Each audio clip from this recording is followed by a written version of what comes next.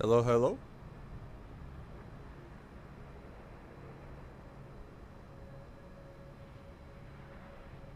Hello. Yo, dude. How you doing? Good morning. Good Or morning.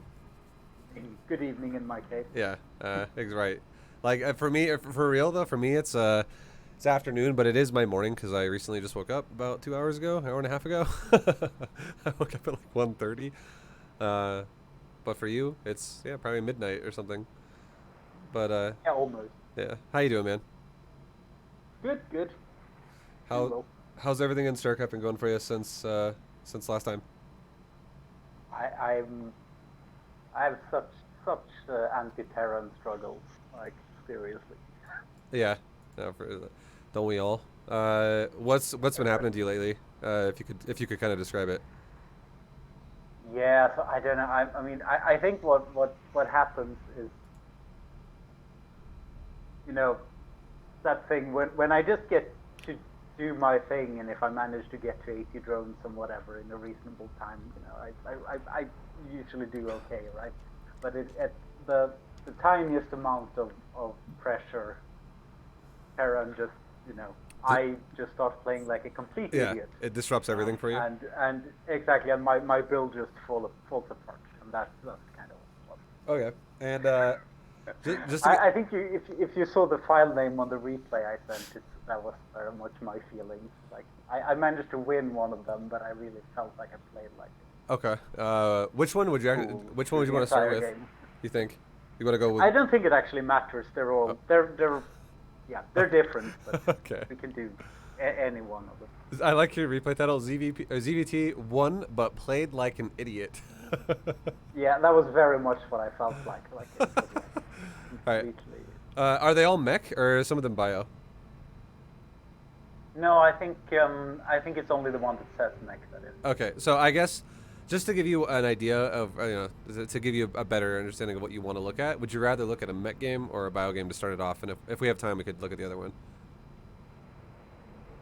I think probably bio is more common and Sure. probably more yeah, Okay. so probably more I'll I'll important. I'll look at the longest replay title that you made then, the one where you said you played like an idiot. We'll see how it goes. Uh, and guys, this is for people that are listening and watching right now. This is a diamond level coaching lesson, guys, for ZVT. Um, and yeah, let's see what's going on with you and what you're doing and why things are falling apart for you, all that stuff. Uh, okay, so I like. Okay, not much has happened so far. I mean, this is obviously the start of the game. We're still chilling, all good. Oh yeah, sorry. By the way, what's the best Oh way yeah, for me to sorry. Yeah, build I what to forgot. run? I forgot. My bad. That's my bad. I should have done that first. You're now good to Oh go. yeah, cool, cool.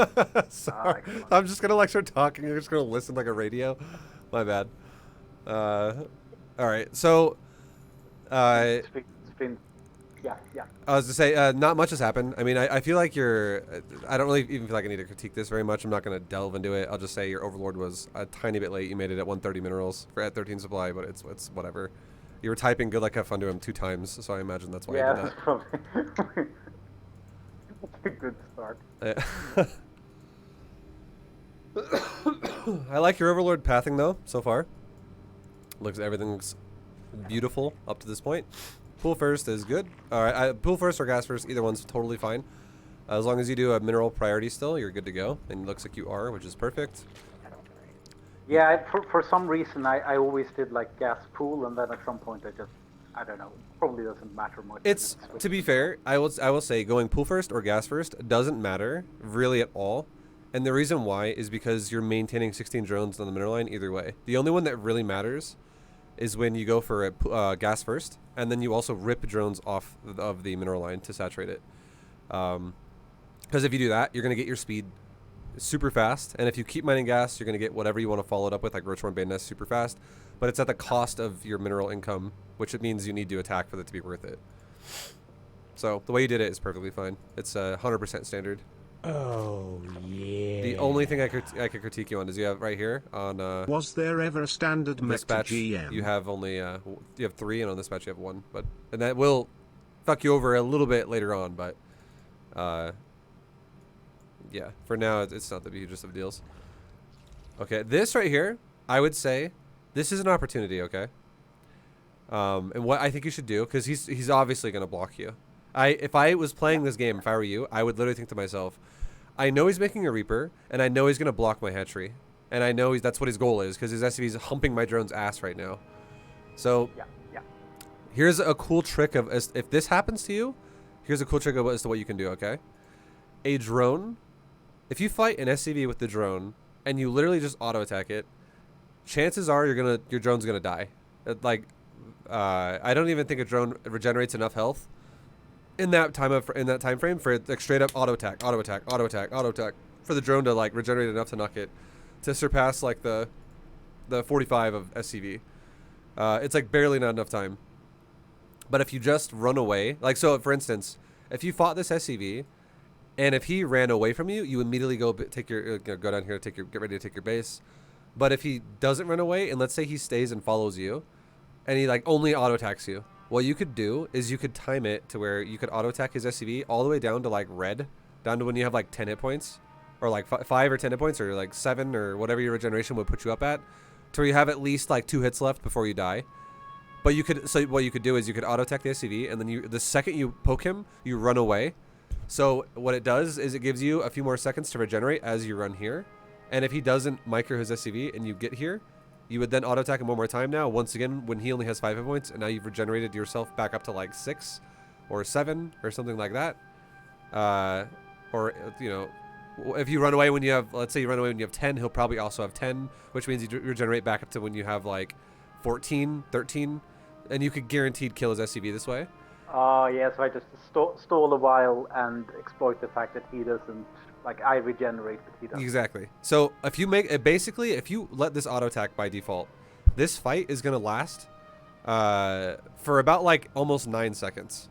Because that's about how long it would take for the drone or the SCV to kill each other, essentially. Like, because it's how long, if you multiply the attack speed by 8 or 9, it's going to be 9 for you to kill the SCV. It's going to be 8 for him to kill your drone. In theory, if it was actually 40 health, if you don't understand what I mean. It obviously has regeneration, and we're not talking about that yet. But it's about like roughly like a 9-second battle here. And 9 seconds is longer than it'll take for the Reaper to get from here across the entire map. The Reaper will take about like maybe 15 seconds to like 18 seconds to cross the map. So if you can get rid of this battle in about 9 to 12 seconds, something around there, you can actually, with a very high chance, get rid of the SCV and then take your hatchery. If this guy doesn't micro, and this is really, it's kind of like a checkpoint or a test to see how good the Terran is. Because I'm not telling you that, oh, it's going to work every time. Because I'm not going to lie, if the Terran player is intelligent and he realizes you're poking his SCV, and he understands what you're trying to do of the thing we just described, and he just runs away, but he doesn't run away too far. He like, let's say he runs to the right around you, and he like stays near your drone, but doesn't keep, he like keeps a tiny bit of distance between you and the SCV and the drone. So he buys more time for his Reaper to arrive. Well, then it's going to still be a problem for you, and you'd probably have to like hide a gas, like go into the gas or some shit, or just like, assume the Reaper is going to stop you before you get it down. But it is a way you could, if the Terran player is not on top of it, you could definitely punish him for that. But if you don't attack him right now, your SCV will get to the hatchery, and then it will never plant it. So like, and then this is just, I feel like this is a missed opportunity for you. Just because now what's gonna happen is if his Reaper wants to sit here the whole time, now your third is going to be late by like 40 seconds. And you're gonna you try again, but I think he's gonna block you now because it's too late. The Reaper is gonna like meet it there. Because like look at how the Reaper left his base, right? Let's look at exactly when he leaves his base. He leaves his base. Yeah. What, like 204? He like starts leaving the barracks at 204, and he doesn't stop. He goes all the way to your base, right? Yeah, he's literally going to your base from 204, and then he crosses the map. It's right now. It's already been 20 seconds, and now he's like just. So I even undershot it a little bit. I said like 15 to 18 seconds. It's actually about 20 seconds for him to get to your third base. So that's like, and if it only takes you 9 seconds to actually kill an SCV, this is huge for you if you abuse that. Because if he runs too far away from you, you take the third base, and if he doesn't run away, you just abuse the timing of the time of regeneration, which means you could turn that fight from a 9-second battle to like a 12-second battle, and again you get the third down. But getting your third down and not having a Reaper be like up in your face blocking that is, you know, I'm sure you understand, and every Zerg out there knows this is fucking annoying. And you're just like, I hate Reapers. At this point, the swearing has already begun. Yeah, exactly. Stupid ass Terran.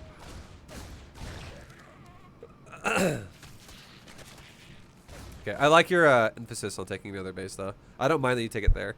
I like it. That sucked for you, just because you know he killed your drone. You didn't get a third down. It's a kind of a waste of your time. But I really like that you just immediately did it again to a new base. So that's, if that happened to you in a negative way like it did, you're trying to fix the problem really fast and you're getting on top of it.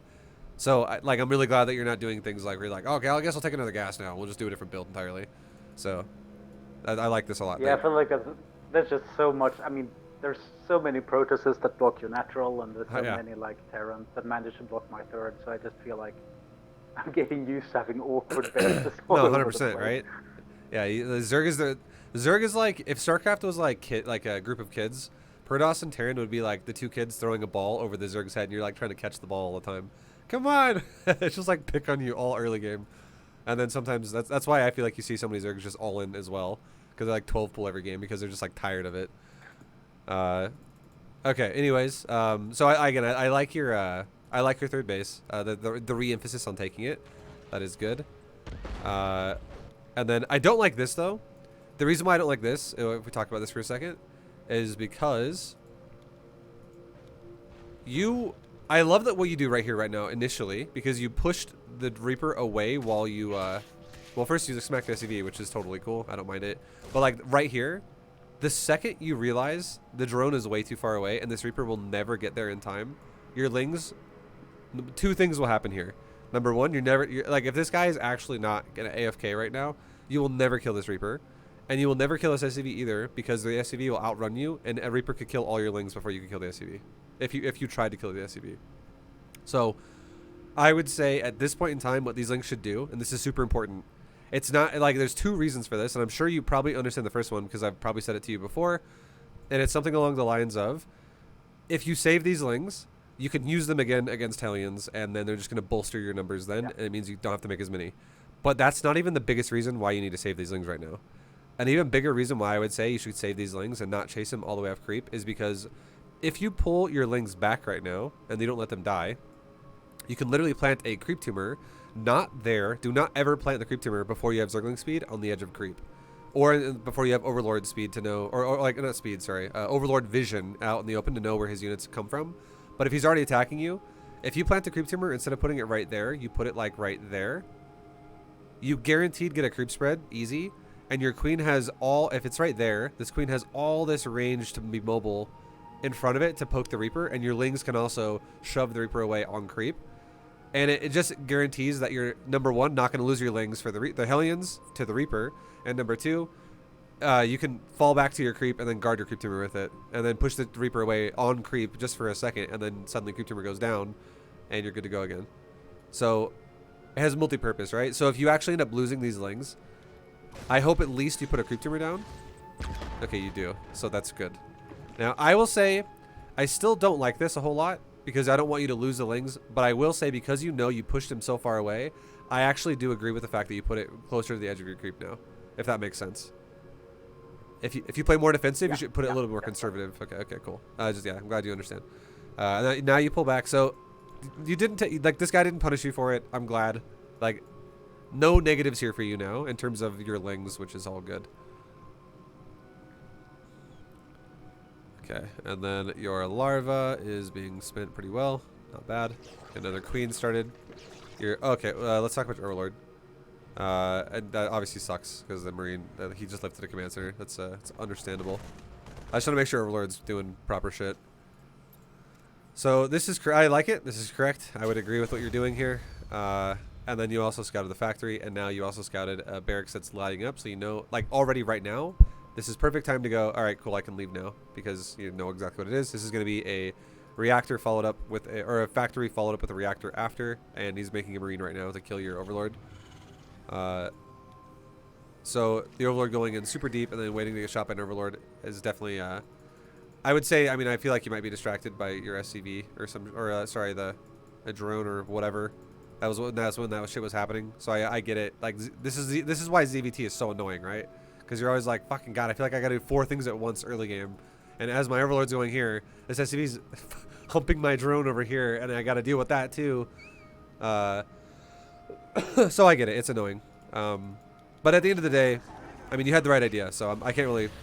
That's just simple error, and I feel like that's fixable, and I won't harp on it anymore. But you know what build it is, which is super important. You got all the information you really needed, and you even saved the Overlord initially, but I feel like the Terran had the eagerness to lift off just because he knew it was so close to dying, which is whatever. Yeah, I guess he literally did it to like lift it and then put it down. Yeah, again. exactly. I had like 1 hit left. Okay, so that supply block definitely sucks for you. And one of the things as well that really sucks for you is that your Overlord died before you could get a 3rd queen out. So, in general, like the second you get your, you know, your larva, like again, larva is a priority. I'm really glad you're spinning your larva, but you should definitely, ideally, just this is actually what it should be like, and just know that if it's not like this, you should start feeling behind. And this is something I haven't told you before, but it's very relevant.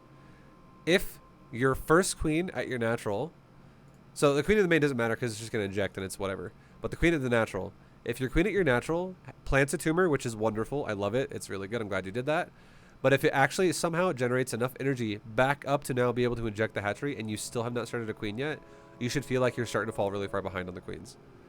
This first, Yeah, because then I'm gonna miss an inject on my exactly, third, right? yep, 100%. It's gonna underpace you for the 3rd base, and then it's also gonna underpace your creep spread. So you really want to make sure a great time to, like, honestly, if your Overlord didn't die, I get it, your Overlord died, that sucks, and you can't control that. So again, I'm just making sure you understand this though. Even though I think this game was kind of unfair to, I'm not saying you did it wrong necessarily because he tried extra hard to kill your Overlord. But yeah, just always think to yourself, if you can get your 3rd queen out when your natural queen has on its way to 25 energy after you have no larva. So like honestly right about now, like anywhere around like 14, 15, 16, 17 energy. If you have started your 3rd queen by then, you'll be great. You'll be good to go because you can then inject your hatchery with your queen right here, and then you can run over here with your natural queen, and 3rd queen can replace right here. So then you actually have, and then you're also, your 3rd's late too, right? So it's going to delay it a little bit even more. The 3rd should actually be like that far along right now, probably, because the SCV fucked you over a little bit. So yeah, this Terran's playing extra annoying. I get it. This is why every Zerg hates Terran, right? But yeah, just making sure you understand that. That's definitely a mandatory thing you need to be doing for the future. If the Terran's not screwing you over. I like your 2nd Overlord. That's really good. Not a fan of the Lings again, though, honestly. Also, another thing, too, is where's your... Okay, your queen's way over here. So I would say... we'll go back and watch your queen movement really fast. So this is correct what you just did, obviously. So injecting your hatchery at your natural. And then, again, another queen should be on its way as well with the inject. So that it should be kind of paired with another queen going with it. Because that's, again, ideally this is why you need to be making another queen before the inject. So if your queen was like right there and your inject is like down there, your queen will finish just before your inject finishes, and then you're good to go. Because a queen, I mean, it has a longer build time, but yeah, that's why you want to definitely start it before you inject again. Because a queen's build time is longer than an inject. But this queen's movement right now should definitely inject first. And if you know for a fact that the Reaper's like way up here, then by all means spread your tumor. But if you don't know where the Reaper is, this tumor needs to be spread one more time safely, not to the edge, but instead to like maybe like right there. And the second you spread it, you need to have your queen in front of it. Because if your queen doesn't... okay, so you... I see. Yeah, this is just for the first couple tumors. Because if your queen is not in front of it Yeah, and he happens to be right there, it dies. Yeah, because I think the reason why so how the queen ended up at the 3rd is that's something I've been doing, which is obviously wrong then. But sort of like I just sort of move her towards the 3rd, like after the injection. Oh, 100%. Like, I mean, I get it. You want to... Yeah. And I guess I should just move her to like where I'm going to put my creep tumor. Yeah, well, because you want to just protect the 2nd creep tumor, because the 2nd tumor, no matter where you take your 3rd, is going to be with the tumor that connects your bases. Because if you have a tumor here, and then a tumor like right there, or a tumor here, and a tumor like right there, or like right here, either side this goes to, the creep itself from the third base will stretch out towards it while it stretches towards that. Same thing over here. The creep on this base would stretch out towards it, while the tumor like right there would stretch towards it. This is obviously a little bit further than this one, but you would still be able to have, if you have a creep tumor like right there, it would literally stretch all the way to like right there. And then if you had a hatchery, it would stretch all the way to like right there. So it'd be like super close with creep touching each other. And then you can obviously keep spreading creep tumors and stuff like that. But if you watch your queen right here, just look at it for a second while you move it.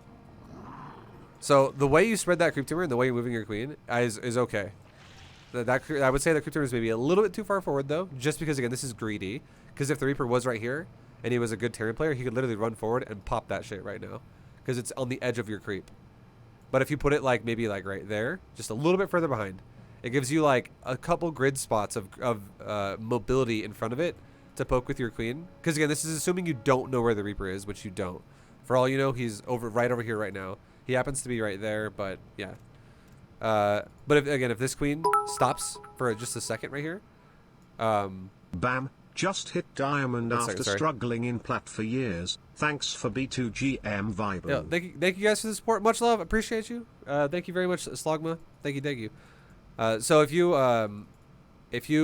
put your queen right there, what'll happen is you're still waiting for energy for your inject. And this creep tumor is going to finish way before you generate enough energy for the inject. So it's playing safe, right? It's all it is. It's just guaranteeing your creep tumors can't die to the randomness of a fucking Reaper coming over here being like, yeah, see ya. And you're like, oh my god, I took a risk because I wasn't playing super safe, and then the Terran abused it, and he like got lucky and killed it. Yeah, it is super annoying to lose the creep tumor. No, 100% it is. It definitely sucks. And then another thing too is you wouldn't have needed to lose any one of those lings if your queen was still there, because if the Reaper comes in from the south side, and your queen is right here, guarding the creep tumor, like in this area, and the Reaper comes up this way, right now, you could actually use the lings initially and the queen initially to poke him, just to make sure the creep tumor doesn't get attacked. And the second the Terran does his first kite instead of stutter step forward, so as soon as this happens right here, right?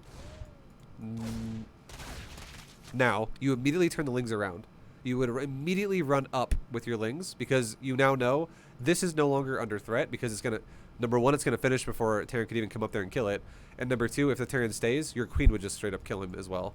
But now, since he's going to start running off of the edge of your creep, you don't want to lose any lings. Again, trying to play conservative with your lings.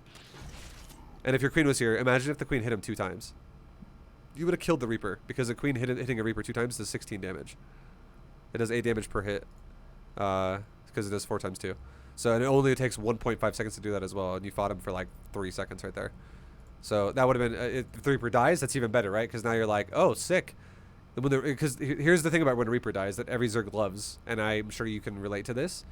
If the Reaper's dead, relief. well, I mean, it's nice when shit dies, for sure, but it's amazing to know if the Reaper dies, if he's going Hellions, and the reason why is because every time he pokes your base from then on, if the Reaper's in the front and the Reaper gets poked and he runs away and he regenerates, like over this way, and then the Reaper's full health, and then he pokes you, and let's say the Reaper gets hit again, and then he regenerates, and he pokes you again, and the Reaper regenerates, the Reaper can actually damage sponge so much of the queen damage before you have a lot of queens, when he has like 2 to 4 Hellions roaming around.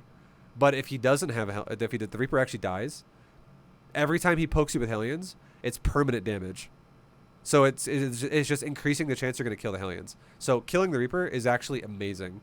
If you obviously don't chase it off creep, but if it does die, it is such a good feeling of control for you, because you know Hellions are now exposed and they don't have a meat shield anymore.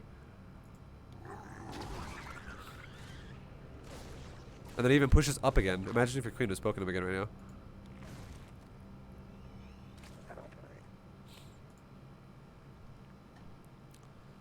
Okay, and then so Overlord number 1 and number 2. Overlord the 1 was fine. You got the scout, which is nice. Overlord 2 is in a decent spot. I would say, honestly, I would prefer you to have it a little bit lower, and the only reason why is because the higher you send it into his base, the more likely he's gonna catch you. Like, watch this. He might actually see you literally in his base early as shit with his starport. Like you're just straight up flying over it right now as well.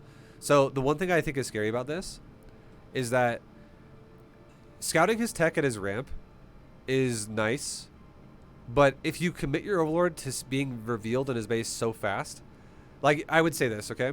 Instead of having the Overlord get spotted so quickly on like straight up the left side, you already know what's at the ramp, and you don't need to reconfirm what's at the ramp. Like you can poke the edge of the building. I've seen the factory. Yeah, exactly, right? But like you can even reconfirm it, and that's okay. But what you're doing is you're reconfirming it with like the majority of your vision because you're like committed to this area. But if your Overlord was coming down here, and let's say you were going to the right, and then you just poked up very mildly to like maybe right there, just barely in range to go, oh, it's a factory still on the add-on that was there for Terran, and now you know for a fact he's still making Hellions. Your Overlord, instead of crossing over the production, would be going back to the main base, and all this does is it increases the chance that you will not be seen for longer, and you will see more of the back of his mineral line.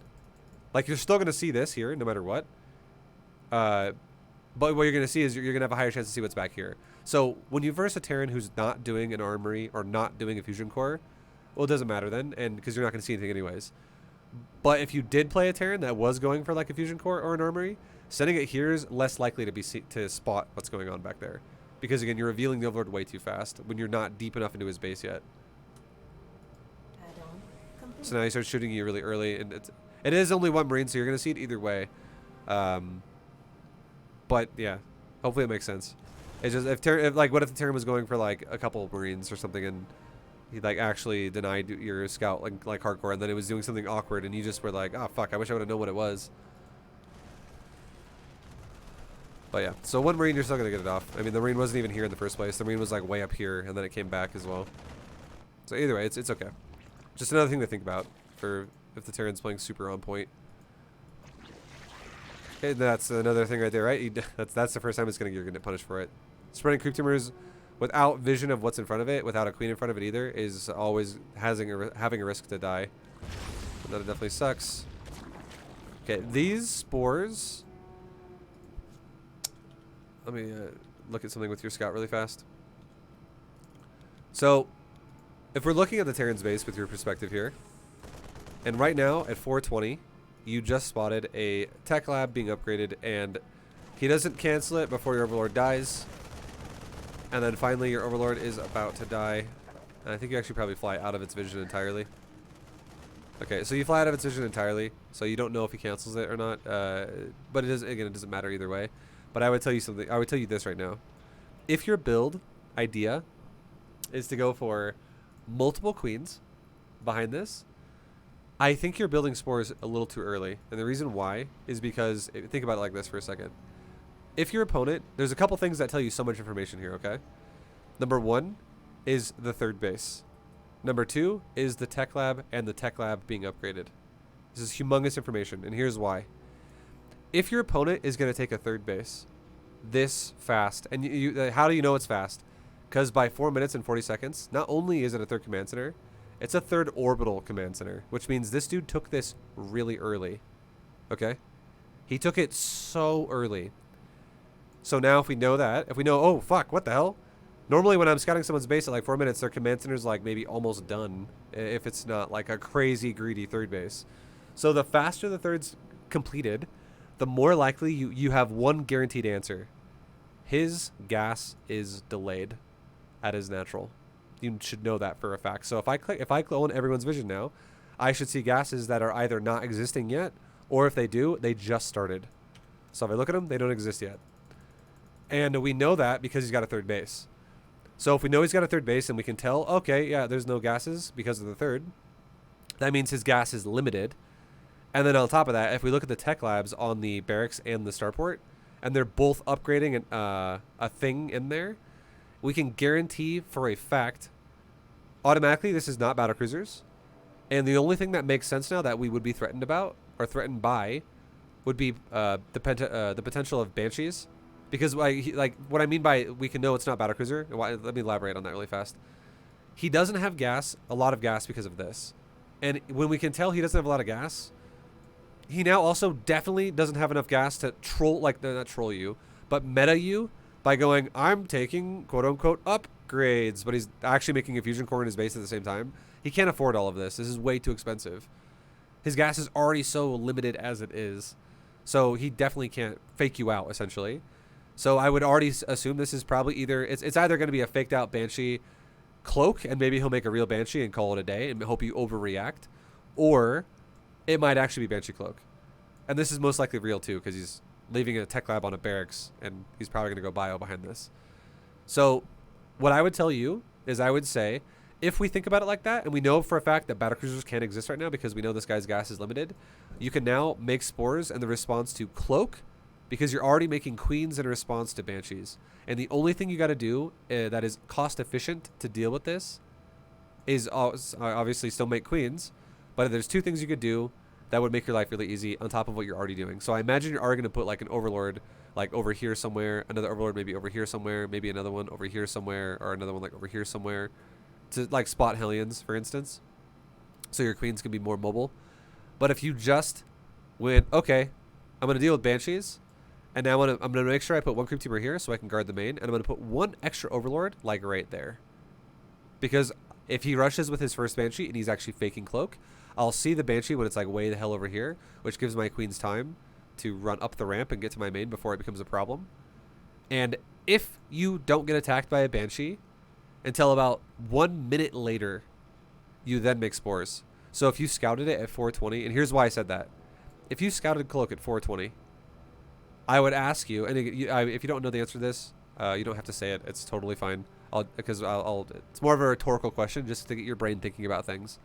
So your overlord spotted that it started its upgrade at 420, and if you know how long a Banshee's cloak upgrade is, and the upgrade is the same as the Zergling speed upgrade, which is 79 seconds. So if we know it's the same cost, it's the same timer, it's literally the same in every way. 100 minerals, 100 gas, and 79-second upgrade. So if you just round it off and say, flying Zerglings. huh? What? Sorry, like flying Zerglings? Is that what you said? Yeah. Yeah. So if we know for a fact that that's what it is, you can just make it super easy on your math. You don't have to add literally 79 to everything because it's going to be more confusing and harder to do. But if you just add 80 seconds, which is literally bumping the minute up by 1 and then plussing 20 seconds to it, you saw it at 420. So you could be like, oh, at 540, I'll make spores now. Because that if he actually commits to cloak, you will still get spores in time before it's a problem. And the reason why that is because if this is all knowing timers, right? If we know cloak is about an 80-second upgrade, it's really 79. But again, it will just round it off to 80 because it's a 1 second difference. It's very minor. And now we look at the build time of a spore crawler. It's 21-second build time structure. So you could literally wait a minute and go round it off again, right? And this is going to have like a 1 or 2 second discrepancy, which is, unless this guy is flawless with his build where it's like he's flying right here, upgrade complete. He'll get like 1 auto attack off and then your spore is done. And that's mostly not going to happen. Most of the time people are like, upgrade complete. Okay, no, let's fly into the base. Most people play like that. So most people are not like pinpoint flawless on their timers. So if you have a discrepancy of like 1 second here and there, it's really going to be very minor about something like building a spore to prepare for a cloaked Banshee 1 second late or you get the point. And if you're really OCD about it, you could even make the spores. If you go, well, 80 seconds later from 420 is 540, how about I make it at 538 just to be really on point, right? You could totally do that too. But again, you would only need spores to deal with cloak. You don't actually need spores to deal with the Banshee because you're double dipping your defense by making queens already. So you're actually hindering your economy like crazy. And if you think about this for a second. What is your opponent doing to you right now? He's attacking you with the potential of Hellions and Banshee, with also the potential of cloak. Now, if he pokes you early, you'll have Lings and Queens that can deal with it, no problem, because you're making Queens nonstop, and you have a decent amount. You will have a decent amount of Lings to deal with the Hellions, like 12 or 14 or whatever.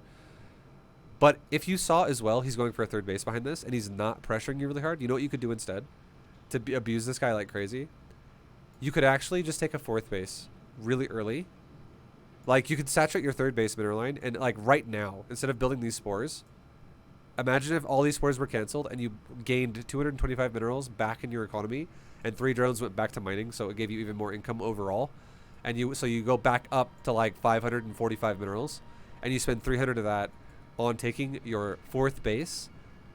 And then again, you start spreading your creep tumor like right there, maybe spread a creep tumor like right here, keep spreading your creep tumor, like this one can go this way, one more creep tumor can go here to the main, and then you have an overlord over here, overlord. So again, you're spotting for Hellions and you're spotting for Banshees, And then if the guy literally waits all the way until 5:40, when you're like, he still hasn't really committed yet, at that point, you could then add in spores, and now it's enough for 1 spore and 1 queen to fight even 2 banshees, which is what he would have 2 banshees and cloak if he decides to go for 2 banshees. Because 2 banshees, same thing, right? If we know the build time of a banshee, you can build 2 banshees about the same time you can cloak out.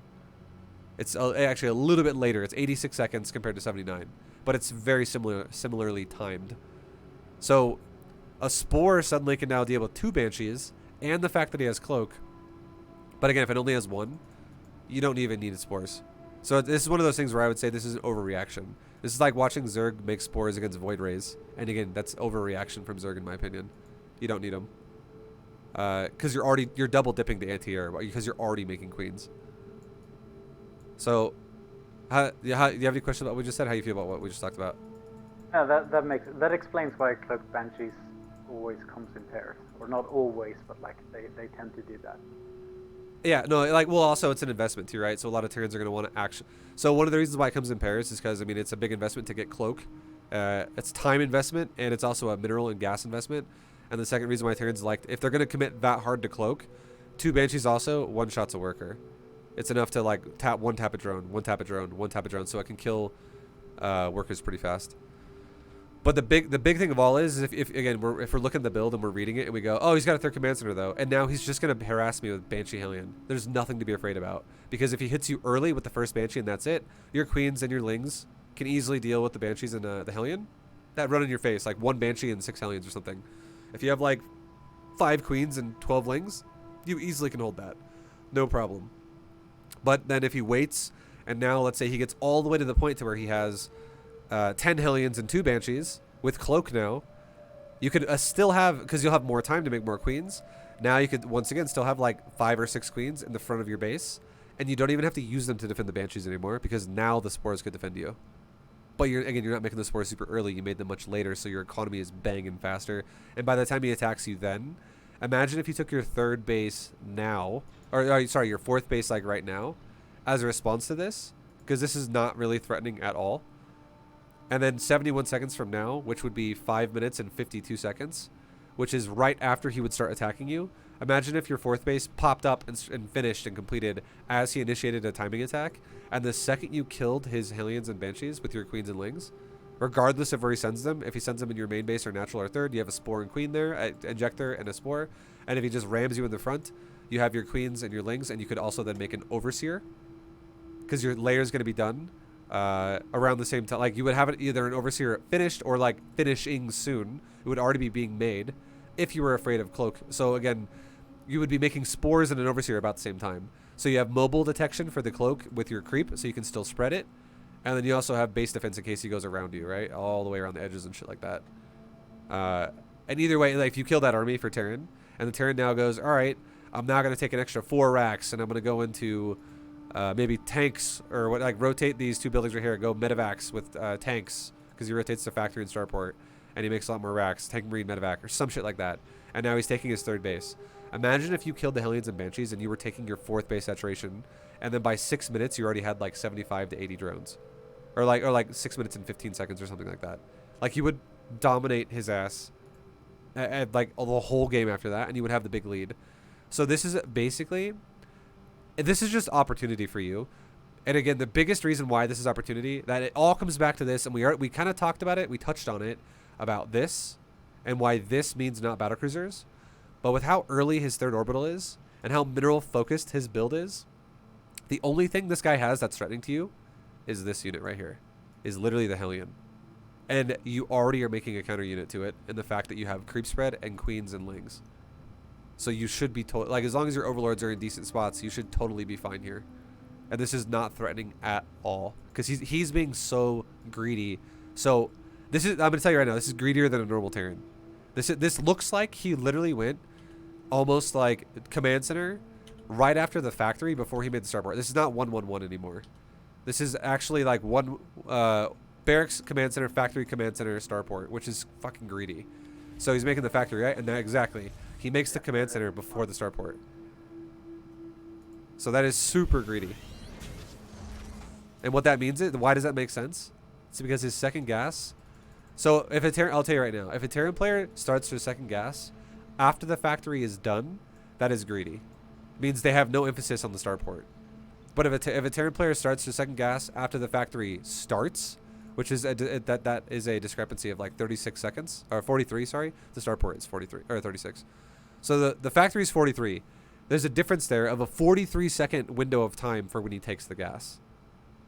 So he either starts it when the factory starts, or he starts the gas when the factory finishes. And when he starts it when the factory finishes, it should be 111 if it starts when the factory starts, and it's clearly 11 command center and then finally a starport because his gas is delayed. So that's again why you can. That's another reason why you can tell that this build is so abusable if you match greed with greed. So when your overlord did this right here, this is the final way we'll wrap it up, and we'll give you like a read on how to look at Terran. So you go to his base perfectly at 4 minutes. I love it.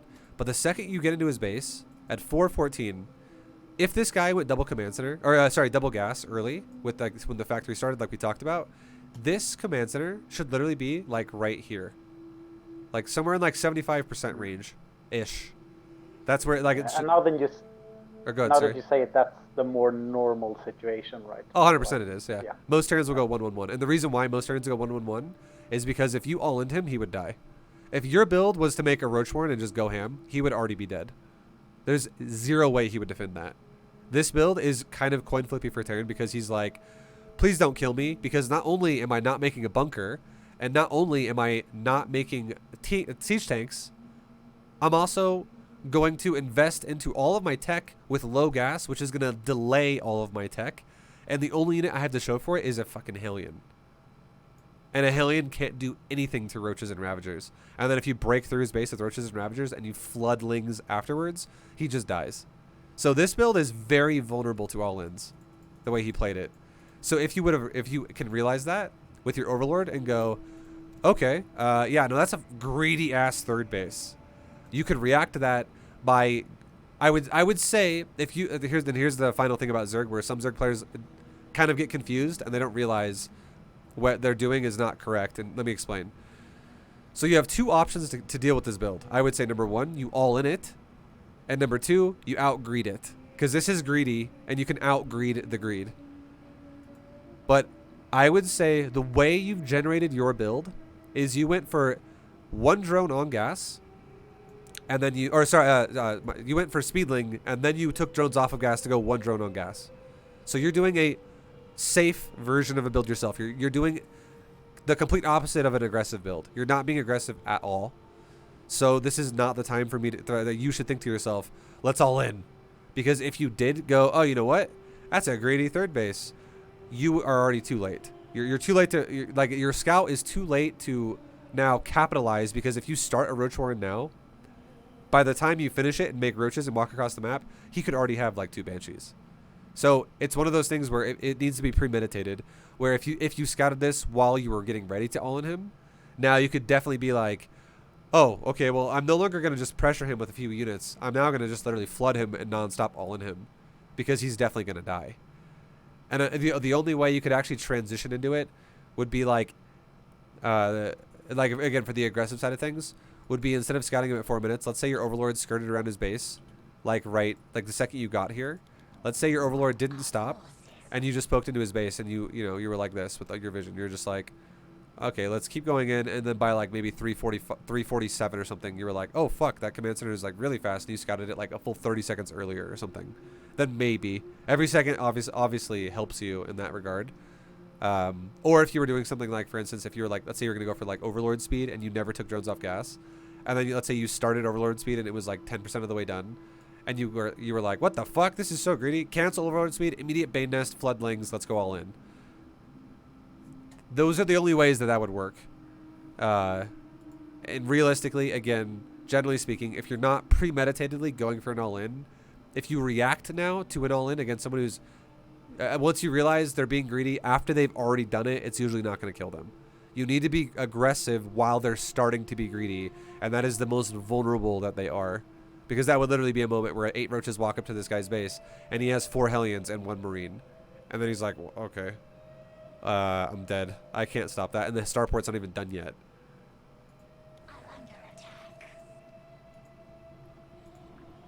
But yeah, again, the greed option is definitely the way to go here. I would say. Like again, is it the only way you can win the game? No, not necessarily. But it's definitely a way you can counter his build right off the bat if you understand how to read the fact that this is greedy and not standard.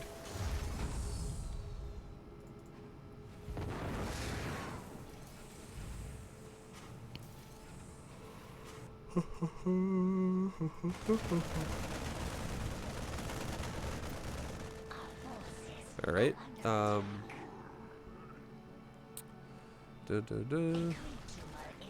you're making drones. Get your boys set up. How often would you say you put overlords in the front of your creep? I don't know if I've ever told you that before. Now that I've told this to some people before. Yeah, you probably have. I think that's something I'm not so good with. Okay, I would say you definitely need to do that. And the reason why is, again, not only does it protect your drones better, and it protects your larva better because you don't have to waste your lings if your queens are ever in the wrong spot, but it protects your creep as well because you know if the Hellions are over here, because your overlord sees it right there, that you can be like spreading creep here, and there's 0 chance he kills it because he's way the hell over here. By the time he drives all the way back down, comes around, and then goes back up, the creep team is already going to be done. And then when he's over here, because like I say, he's like driving this way, your creep's right there, and he's driving over here, and you have an overlord like right there, and he drives right through your overlord. You can be like, cool, let's spread creep this way now, and you can't. It would take him too long to go. All right, let's go back this way, back up, and by the time he gets up here, the creeps are already spreading again. So it just helps a lot with placing your queens in the right spot. And the biggest thing as well is it's not even just about avoiding where the Hellions go with your creep, because you can also still spread creep right in the Hellion's face as long as your queens are always in the right spot. Because if his Hellions are here and your queens are right here, you can spread creep right there. Easy peasy. And he cannot, if he wants to kill those creep timbers, he's going to lose Hellions to do it, and that's actually good for you. Like, oh cool, I just lost 2 creep timbers and you just lost one of your Hellions and another one is like yellow now. And then let's say you fight him again over here and you plant the creep timber there, and then your queens are right there and his Hellions are right here because you're zoning him every time. Meanwhile, when you're zoning him with your queens versus Hellions, you're still spreading creep on the other side where he's not even at right now. And then if let's say he tries to kill your creep this time and he goes for it and he kills another creep timber, but now he not only loses another new Hellion, but now that yellow Hellion also dies now. And suddenly, instead of having 8 Hellions or 10 Hellions later on, he only has like 6 or 5, and they're bruised as well. And then if he's got bruised up Hellions that aren't even in full numbers, and then he commits and goes, fuck those queens, I'm running into the base, and then your lings engage, you easily kill the Hellions so fast because they're already softened up for you at that point. So the queens definitely need to zone out where the Hellions go. The fact that you have no idea where they are all the time is very scary for you.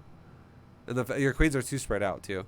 So like, I'm very worried for you that, for instance, if this guy was really good, he could honestly drive his Hellions into your natural, like before you could, because you can't really see very well. So let's say the Hellions were right there, and the second he pops out of Fog of War and goes right here, you're like, oh, there he is, and then you have no time to react. I mean, your lings could obviously run down because they're there, so they could probably help you there, and not a lot of drones would die. So this one, let's see, is okay for defense. But what if again, same thing over here. Like, what if the Hellions are on this side and the Hellions drive up right out of this, and then he just comes over here and roasts like 5 drones, and then he runs away and only loses like 1 Hellion to do it. And then your lings are coming over after he auto attacks like 2 times and runs away. And now your lings are here and his Hellions are running away right there. Like, that could definitely happen. So having vision and your queens to zone the Hellions is mandatory in the early game ZvT for you to really want to improve. And like, this is another one, right, where like if he just drives up, that creep timber is so dead. And you have no idea that he's there.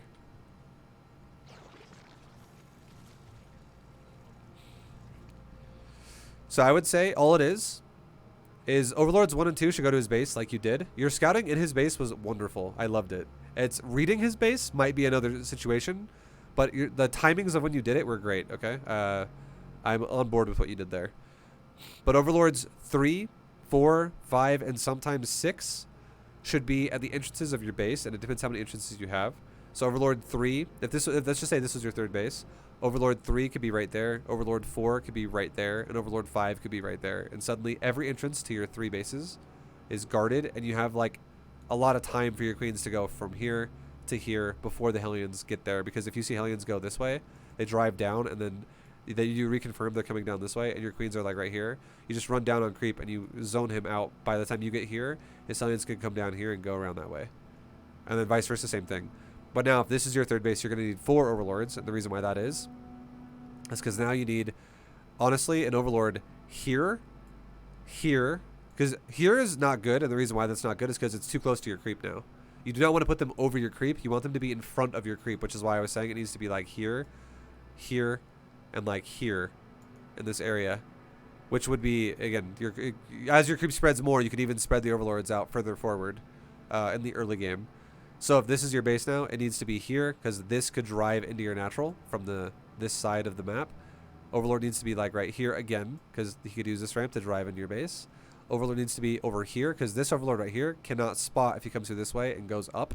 So overlord needs to be in this area as well. And overlord like maybe like right there. So it's not so exposed. Like right there would be great. And this like maybe like right above these bushes. And then overlord again like right here. Because again, this is your base and you want it to be in front of your creep. So if overlord was like right here, you would not only see that ramp, but you would also see this whole area above you. So if you came from this way and drove this way, your overlord, if it was right there, would catch everything as it came across very easily. And you'd have a high chance to not take damage. And then obviously, I was also telling you, making like this overlord right here would be perfectly placed if this guy was going banshees, because they would fly right by your overlord.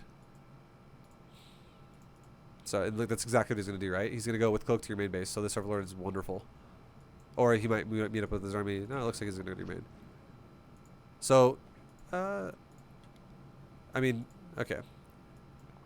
Maybe a little bit too far. The only reason why I would say maybe a little too far out is because you have no other scout here, right? And you'd want a scout there. Yeah. So now he's going through the fucking fog tunnel here somehow.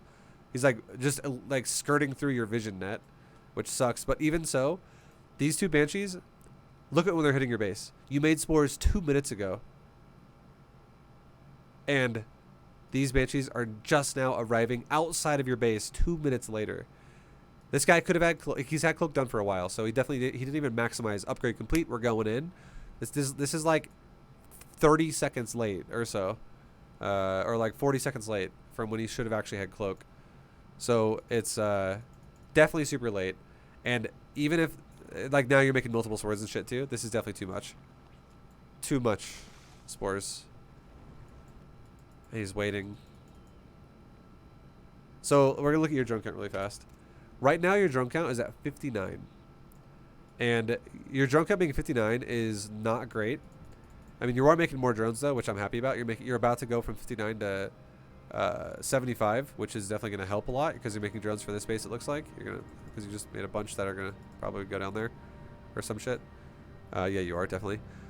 So that's nice. I'm glad you're making more drones, but here's the problem with that, though, is that I feel like your queens as well haven't been as active as you would have wanted, and your creep is the fact that the creep is not spread to your 4th yet is just, it's kind of scary because once again, I mean, I'm glad you have overlord here now though, that's nice, but I'm afraid that like Hellions could drive over here and kill all your drones again because your queens are gonna have a hard time defending, but you are spreading it, so I'm happy about that.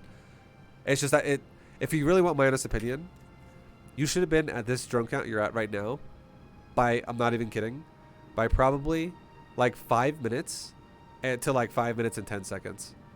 And you're getting to it almost just before 7 minutes, like 6:42. It's very, very, very late. And going up to 75 drones like you are in a second here, you could be 75 drones if you're going to play greedy, which is what if you scouted the build and you would have saw, oh yeah, this turn's greedy and you understand that, how that looks and things like that.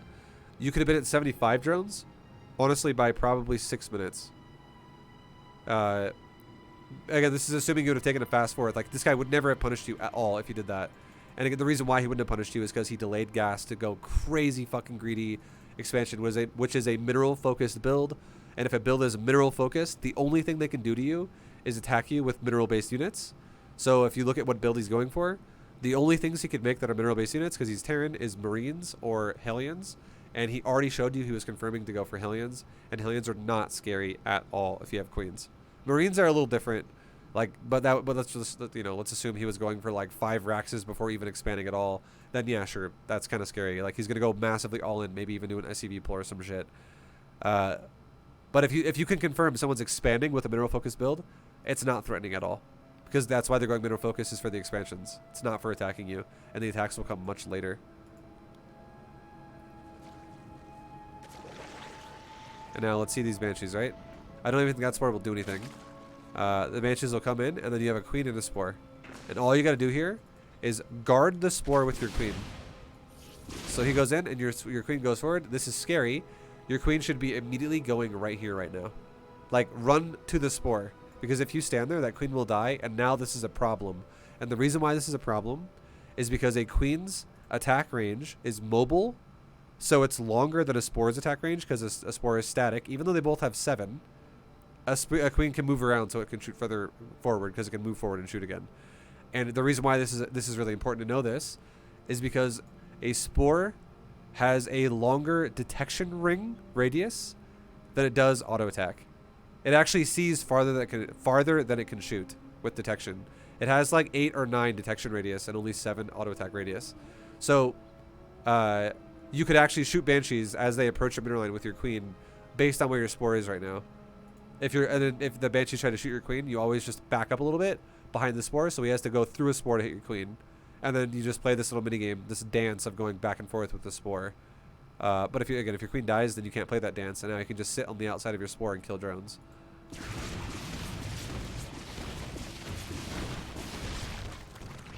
Yeah, that's a little rough.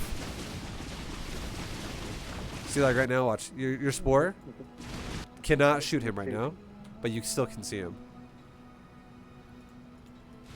You can still see him, you still can't shoot him. Yeah. So it's if you abuse the queen like that, it's so fucking good. Yeah, you can still see him. Like it's so. I think it's 9 literally. This is far. This is super far. I'm pretty sure detection radius is 9. And now this is scary too, right? And this is why I was saying the Banshees don't matter, because if you micro it correctly, the 1 spore and 1 queen can deal with this by the time cloak becomes a problem. And imagine if you had like 5 or 6 queens walking forward, pushing these Hellions away. And they're also indirectly, when they push the Hellions away, they spread the creep again. But instead... Queen question. Sorry, go ahead. Can I ask a queen question? So is it... should I like keep like my roaming queens in like a little pack that sort of moves around down the creep too? 100% yes. Okay. The reason why I don't do that. That's why you need you can see. Yeah, no, that's why you need overlords to spot for you, because Hellions are faster than queens by a lot. And if your queens are like standing right here on the edge of your creep, and these Hellions drive right here on the edge of your base over here, and you're like, wait, whoa, what the hell? And you're like, run back, queens. They're never going to get there in time, and all your drones will die. So that's why that you need to pair your units together, where overlords spot for queens, and then queens are the front line of defense. Where you make the best way you can play Zerg is you make the Terran feel like every time he tries to engage your base, there's fucking queens in the doorway. Okay, let's go to door number 2. There's queens in the doorway. Okay, let's go to door number 3. There's queens in the doorway. Okay, go to door number 4. Queens again. Like just every time he tries to enter your base, queens, queens, queens. Queens, queens, queens, queens, queens, queens. It just never ends. And the reason why is because you always see where he's going with your overlords, because he can't kill them. And then, like, none of this shit can hit air right now. And here's the thing. Even if it was an air unit, I'm not telling you to put your overlords, like, right here. Right? I'm not telling you to put overlords, like, put it there, put it there, put it there. I'm definitely not telling you to do that, because, yeah, then you can't guard your overlords. But if you have creep like this, and you put an overlord right there, if a Viking comes over here, you could literally... now, this is assuming you know where the Hellions are again, because, again, you don't want to lose the defender's advantage by zoning out the Hellions. But let's just say you sent like 2 queens out of your 6 that are roaming around together. Let's say 2 of them come out of your control group and they run at the Viking and they start smacking the Viking and they transfuse the Overlord. Most Terrans, if they do make a Viking at all, they're going to make 1 Viking and stop. And then the reason why is because Vikings kind of suck against Zerg at this stage of the game. You don't want to be making mass Vikings. Just 1 is good enough to kill Overlords. But if you can counter that by having your Overlords near creep, so queens can get there quickly and guard it, and you can transfuse it and then poke the Viking, and Vikings are just like Hellions. They don't regenerate. So it's permanent damage until he goes home and repairs it, which is just more time for you. And you don't have to play this game or you don't have to play this phase of the game for that long either, because once you get through the early game, you crush anyways. Because if you have a super solid early game, you have a monstrous late game. And then that's when your armies like really explode with production.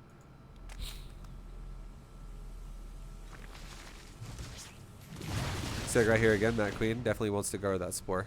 You always want to like basically your spore is like your bodyguard. Like it's like you're like a I was thinking of an analogy.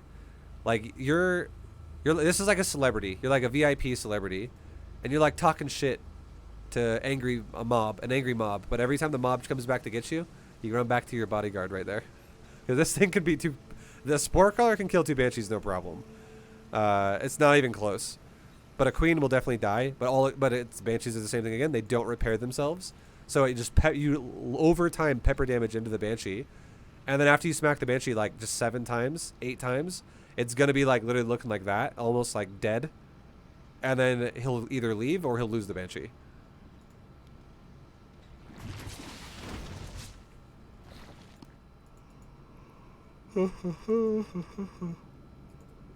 Yeah, I think you just got stuck on the early game phase of this game for too long. And I think it's just because your opening of your build is a little bit unsafe.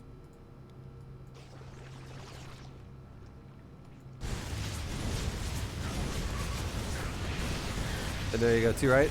That was a terrible situation for you. At this point though, you have a lot of drones, so it's easy to replace. But here's a moment where you go, all right, Hellions drive in and they're not being defended. They go right into your mineral line. And then look at your production right now.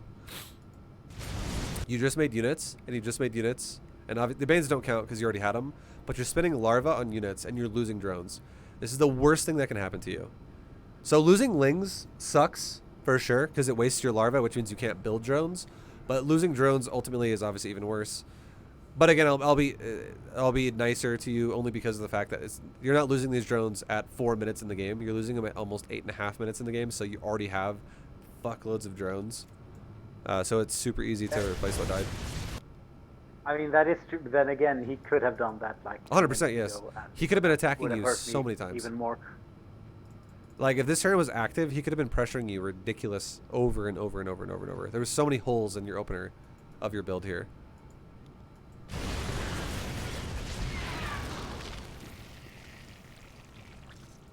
Okay. Well, now we're through the early game. You understand the point. At this point, I'll just keep repeating myself, but it's super important to know how to read a build and know how to set up a build to counter your opponent's build. And again, I think you just played way too safe this game. You played way too safe versus someone who's playing way too greedy. I love your counterattacks. The idea of it is good.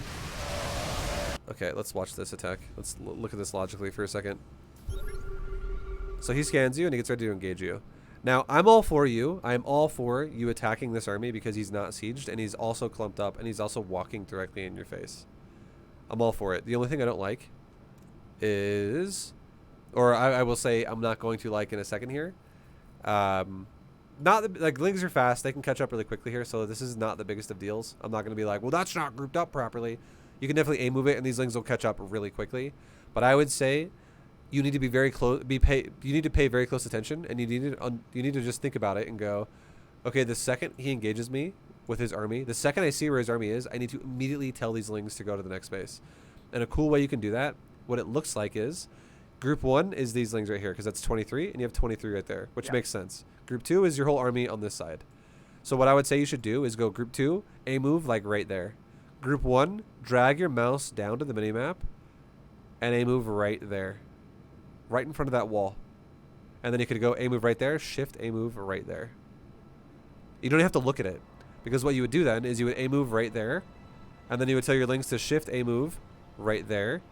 And then if you have a moment after the depots break, you could go back, you could like double tap 1 for yourself, and then go, hey group 1, right click in there right now because one of the depots is dead and I can now easily run into his base and not have to like run around. Or you could even try to just literally right click here if you think that you're going to be able to have a chance to just run around that and go in. That's also fine. Either way would work. Either way would work. But I would say you needed to make banelings faster if your plan was to make banelings with this.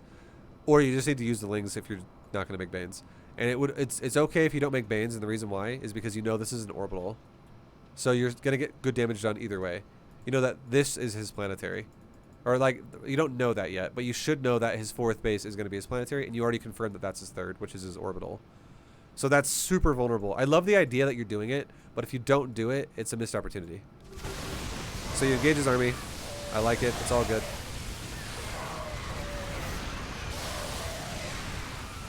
And then you pull back.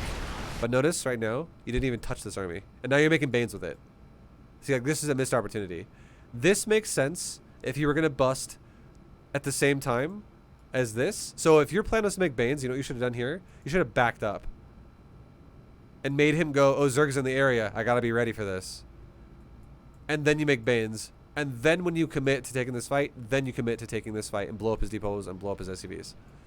But if you're just going to commit to it, you need to commit to it. You need to do both at the same time and just go. And you don't need Banes if there's no planetary. But you just fucked it up right there. And now if you back this army up and then you just straight up attack and that's it, this is not going to be great. And the reason why is because you're doing this with one fight at a time. The only way this will work now, logically, if, like, for instance, if the Terran doesn't commit to attacking you and he backs up and then you attack him with this, it's a waste. Because it'll be easy for Terran to defend. But if Terran commits to attacking you and you make another round of Lingbane, and then you wait on this until he's, like, let's say right here or right here, and he's ready to push you, and you're right now engaging him with Lingbane, and you're A-moving into him. And then you, like, right as you, like, are about to engage in him, and you're, like, you initiate A-move, you then initiate these units right here to run past the sensor tower line and get engaged in this space right here, too. You need to multi-prong these attacks. If you don't, again, they're so wasted. So notice how he's not pushing you? If you attack right now, this is a mistake.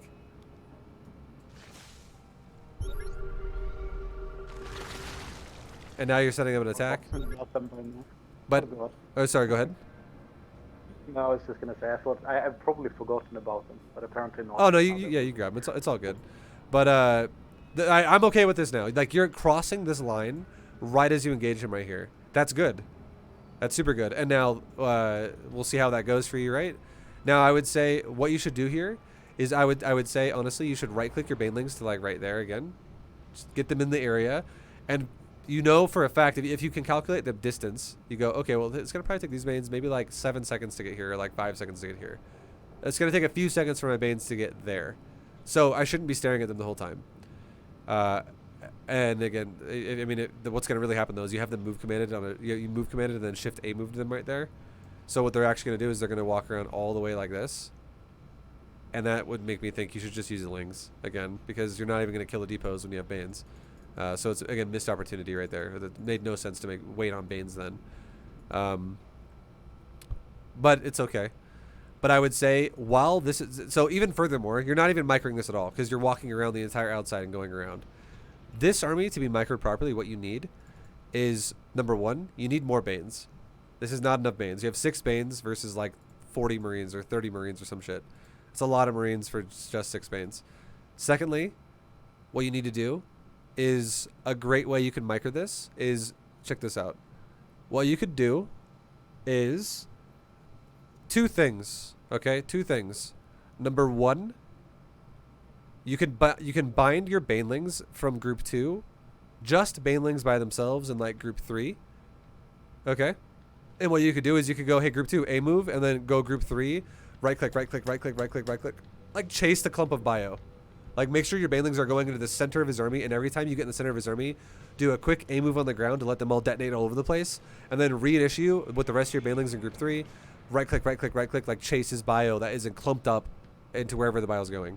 That's one way you can do it.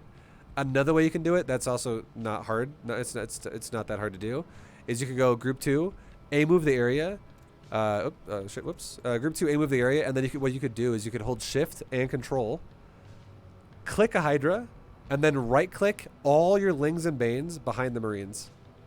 And what that'll do is that'll make your lings run past the marines, and then they'll go around, they'll go through, they'll go around, they'll go through.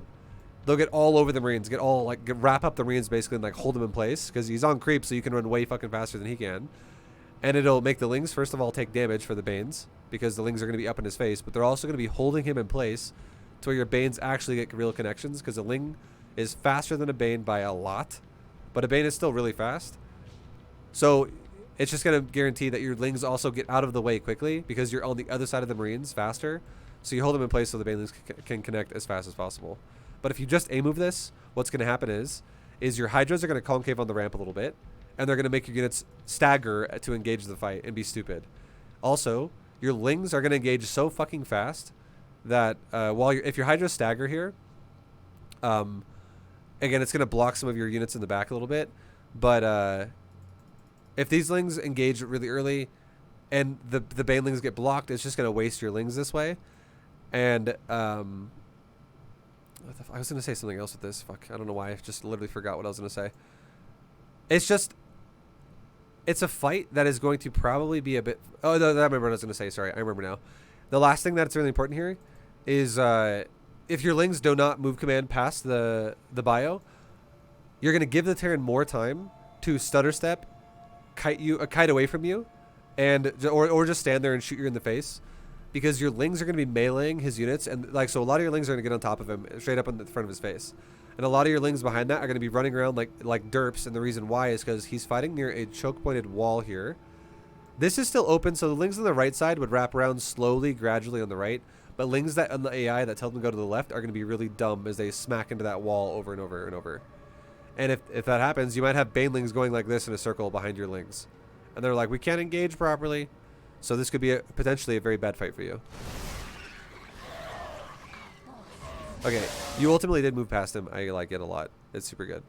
And one of the reasons why I was saying you could actually shift control the Hydras out is because if the Hydras aren't A-move, they're going to be optimally shooting anyways the entire time, which is what you want them to do. And unless you want to physically target fire like Medivacs or something like that, letting them auto-attack in a straight line going forward is totally fine. And making just your, because it maximizes their DPS, and making just your Lings and Banes move command into him and then surround him and blow him up, it doesn't waste Hydra DPS while it maximizes Ling Bane DPS.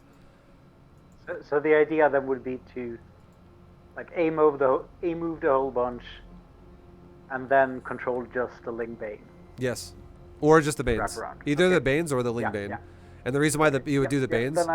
That makes a lot of sense. Yeah, the reason why you would just do the Banes would be okay is because at least if you just do the Banes, you're going to be move commanding through his units, so that if there's ever any Lings that die, your Banelings aren't just like having one Baneling go to the front. It blows up because it touches a Marine on the outside of his army, and then a Ling retakes that place, and a Ling has to wait to die again, and then a Baneling gets that place. It blows up, and then a Ling gets in that place.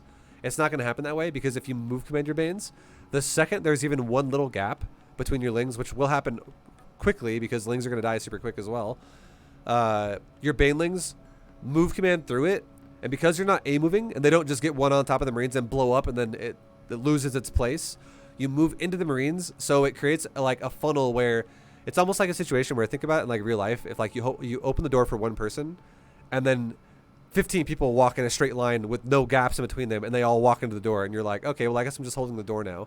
That's what a Ling would be doing. If a Ling dies in the concave, and then one Bane followed by 14 more Banes are move commanding through it, Zerglings don't have time to retake that place if they're on A-move. They'll wait until Banelings walk through it, because you're not just touching the first Marine and stopping. You're moving into the Marines deeper and deeper and deeper and deeper. You're like moving into the middle of the Marines. So all the Banelings would shove the Lings away while they get into that spot, essentially. So either one of those ways would work. And then the third way you did it, which was you could just stutter step your whole army. Again, that's not the worst, but if your Hydras are move commanding a lot and they're not actually attacking, and all you're trying to do is blow up Marines, it's kind of a wasted DPS for your Hydras. The only thing I would recommend you to do to maybe make sure your Hydras don't fuck you over is if you're not in a super open area, and instead maybe you're going through a choke point in some sort of a way, maybe try to take your Hydras and go like this. Tell them to go, some of them go over there and some of them go over here. So you create a doorway for your Ling Bane to engage through them, go between them. So you're not going to have a Hydra concave that's just blocking everything, you know what I mean? Yep. Okay. And then your Banelings are kind of rolling around. Now you grab them. That's all good.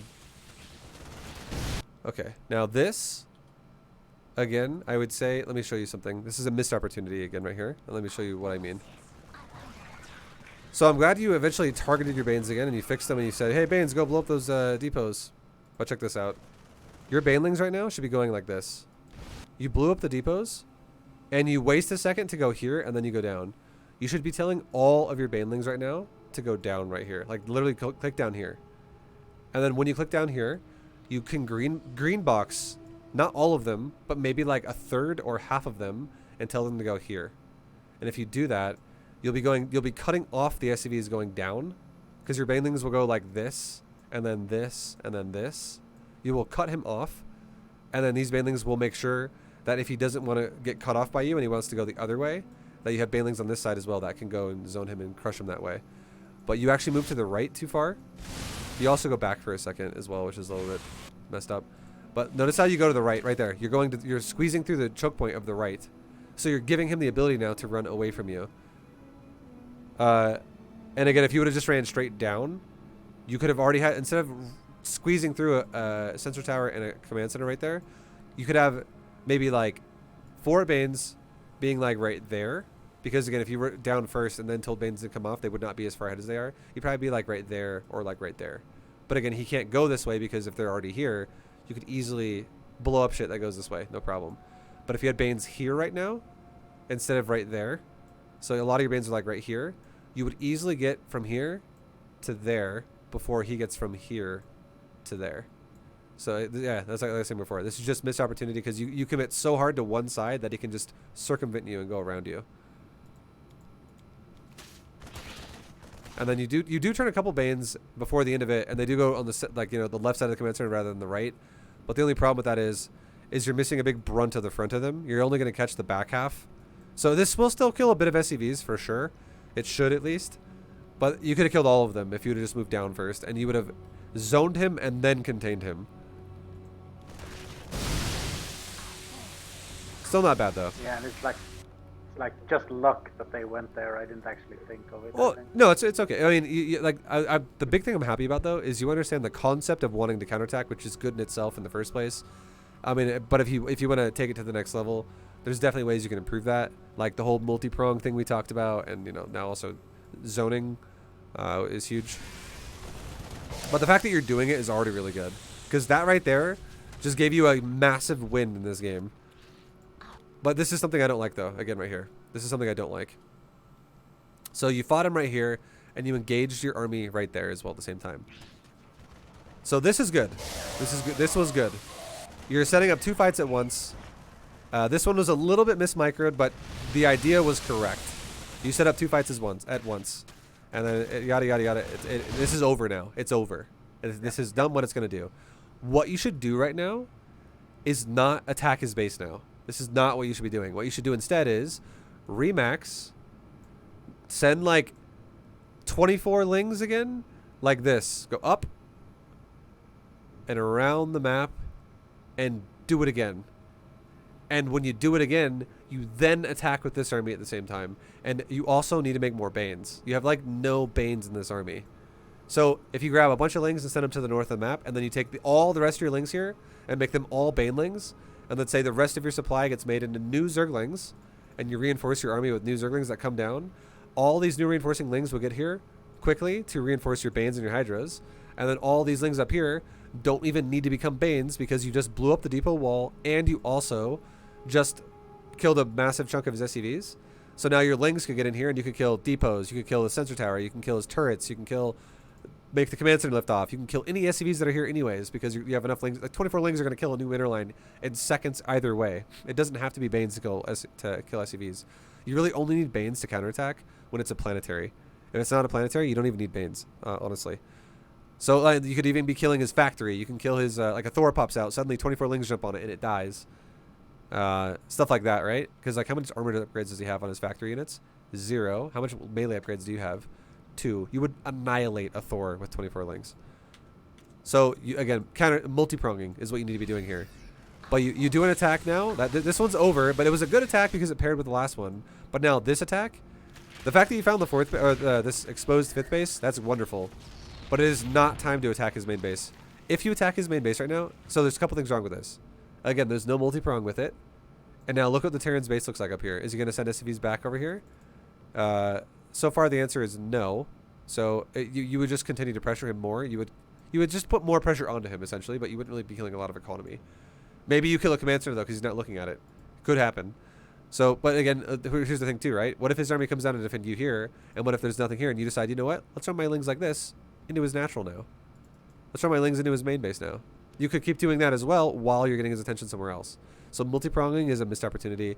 Secondly, now if we talk just about this army, you're making Banes, you're starting Banes, and then you're also sending your units in to go die at the same time. And this only makes sense to make Banes as you're about to take the fight if the fight is on creep and you're defensively playing it. It makes no sense to make Banes like this when you're going to siege his base aggressively with your army and do as much damage in one push as you can. And the reason why is because if you lose this army, you don't fall back to this and then think that this is going to win the fight afterwards. It's very unrealistic. So if you lose this army when you push early without these being there because they're morphing, these can't do anything afterwards and then you just have to run away. However, if you're fighting on creep and you make Banelings there, and you have another army right here fighting a Terran, you can engage the Terran with Ling Bane Hydra, and then let's say Terran doesn't fully break, and then you fall back with your Hydras with new Lings and now your new Banes that you just made, and you re-engage him again. That makes way more sense because it's defensively playing it and you're not trying to throw the Hydras away. The way you're playing this, you're going to throw the Hydras away because you're fighting off creep and his base. And you're increasing the chances to lose here because you're fighting out without a lot of your units.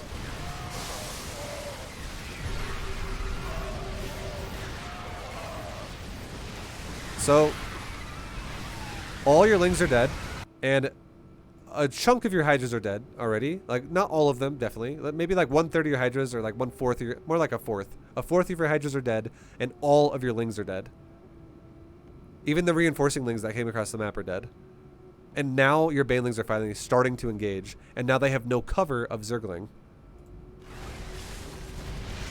And that's exactly what I'm talking about there, where the Hydras block the fucking Banes, and it makes your units stagger.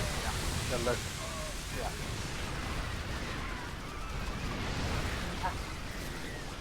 And then now, ultimately, what ends up happening there is you've now lost every Hydra, because that last Hydra is going to die right there. So you've lost every Hydra, you just lost every Baneling, and you lost all your initial Lings. And now what you're doing is you're actually throwing all your, once again, your next wave of Lings a second time. Because you did just lose your first wave of Lings that you just sent with the initial part of that fight there without your Banes. And now your remnants of that push with the rest of your Lings that spawned a little bit after are all going into suicide and dying now as well. So brutal. That was not a great way to take that fight. That was definitely rushed and impatient and wasteful for sure. Because another reason why that doesn't make sense, why you did that, is because you just killed an economy and he did not kill one of yours. So you have a lead going further into the game, so you had no reason to feel pressured to be like, I gotta go, gotta go, gotta go, gotta go. Like if you just made those Banes, sat on it, set up a counterattack as well at the same time, you could even furthermore guarantee you maintain the economy lead while also having a big power push all at once. So you're slowly throwing the game right now, essentially, is what you're doing. And you're burning all your minerals. You're giving a Terran a chance to win the game right now. Now you're setting up 2 attacks at once. I like it again. You're going for the bottom base. You make it lift off. Just kidding. You're doing this as like a flank, or maybe you selected an army or something like that. I'm not sure. But this army came back. It was going north and now it came right back. I don't know why, but apparently pressing the steal command is sometimes really hard for me. Sure. I don't know. That's a really common fuck up. I don't know really how to. I feel like it just takes practice, right? It's just practice. But I mean that sucks for you because now your Lings came back and you just once again lost your counterattack potential. And now look at your opponent's third base again. It's recuperating and it's becoming decent again. And there's going to be 2 more SCVs on it again, so it's going to be at 11 out of 16 minerals on the mineral line here. And if your Lings showed up again up here right now, you would put pressure on the Terran to either just choose to defend this base or choose to defend this base, and whatever one he doesn't choose to defend is going to take some serious damage. And another thing too is you're kind of this time you're engaging a planetary with again too few Banelings, I would say. Like you're fighting a planetary with mostly Lings, and this planetary is just grinding you to death right now. And then you're also engaging with your, like, again, little bits of Lings or little bits of Banes and lots of Lings versus Terran. and you need Banes here to really overwhelm him. You just need to all your shit to overwhelm him. So you're fighting like with half your shit on the planetary, half your shit engages here, and again, you just don't have enough Banes. You're undermaking Banes here, and you like overmade Banes up here earlier.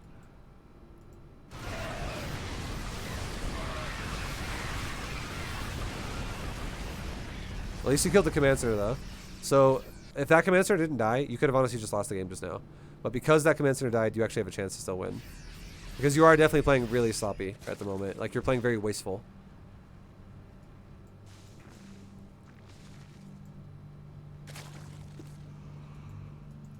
And then it would go back to the same thing as before. Try a second counterattack. There we go. That's a good amount of Banes. I like that shit. That's good. That's fucking juicy. A full page of Banes is what we're talking about. And then what do you send to the top? You send 5 Banes. No, this is fine. I don't mind this at all. You sent mostly Lings and a couple of Banes for the purpose of a counterattack. I'm totally okay with that. Those Banes can either blow up those depots or blow up a big chunk of SCVs, or maybe blow up a bunker if he has one. Whatever. This is totally fine. I'm happy with how you sent that out there. And you still have a ton of Banes here. I would say maybe make a little bit more, because now you're no longer having like a page of Banes. Maybe make like 7 more, 6 more, 5 more, 8 more, 9 more. A little bit more Banes, because again, I feel like one consistent thing you have that's a little bit of a flaw is most of the fights you have is a little bit Baneling light. You actually have a few more Banes there. Okay, so that makes me happier, right? I want to see more Banes out of you in the big fights. So I didn't see those, and that's already a decent amount right here. And then this now makes it even better. Another 5 over here. So I think this fight, you're going to crush his ass. Supplies are even, but I think you're going to crush him. Because, number 1, it looks like you're going to fight on creep. And number 2, you actually have enough Banes. Okay, maybe you're not going to fight on creep. We'll see. He's kind of like rotating around. Maybe you will, maybe you won't. Oh, baby. Now you're going to win. Okay, now I'm 100% confident you're going to win this fight. 100% confident you win this fight now, because you just fucking made a bunch of Banes, and I love it. Now you have like actually like 35 Banes in this defensive situation, and then you have another like 5 Banes over here. This, I don't like this. This is not good, because again, you're hitting an orbital. You don't need to keep making so many Banes. And yeah, if you're gonna make Banes, they better blow the depots up. If you're not gonna make Banes, don't make like these were already made before, so it's whatever. But increase your Ling count with your Ling attack into his base if you're just gonna run around a doorway. But if you're gonna bust through a doorway, then Banes make sense.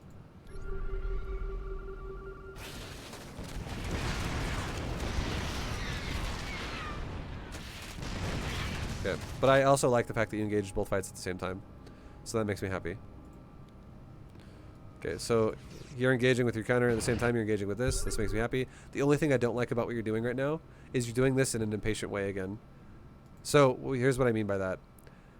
Look at what you were doing up here, right? You were focusing way too much on your counterattack. You're like, all right, counterattack, let's go, let's go, let's go.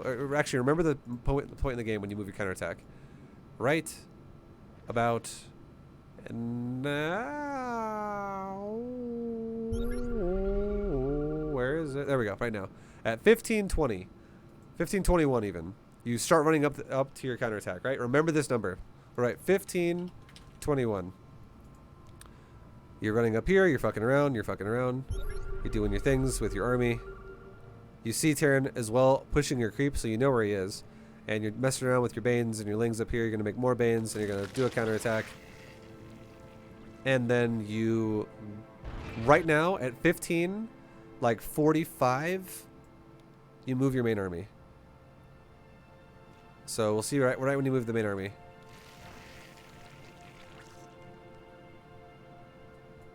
$15:47, you move the main army. So you took 26 seconds to move your main army from there to there, which is even more defensive because you went deeper back into your base, essentially. It took 26 seconds for you to adjust your main army. Now think about this for a second.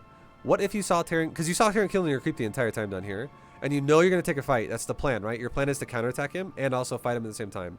But instead of being all the way in your corner, almost, and then moving across the map, when you make Banes, and your army has different move speeds, like a Hydra is slower than a Bane, and a Bane is slower than a Zergling. So what's going to happen is all your Lings are going to engage, and then all your Banes are going to engage, and then all your Hydras are going to engage. Like your army's going to have so much distance between you and here and there that your army's going to single file run in and die. You're not going to have a good engagement anymore. So what you could have done is you could have just green box, like tell your whole army like this. Hey, our whole army right here, group 2, all of you guys go right there. And then as it goes right there, green box a chunk of group 2 and go, hey, all right, you go right there. And you could even green box a chunk of that if you really wanted to and go, okay, you go right there. Or not. It's up to you. You're setting up flanks, essentially. You're trying to distance yourself about equal distance away from his army from every angle. So if you're there and you're there, that's about equal distance to there.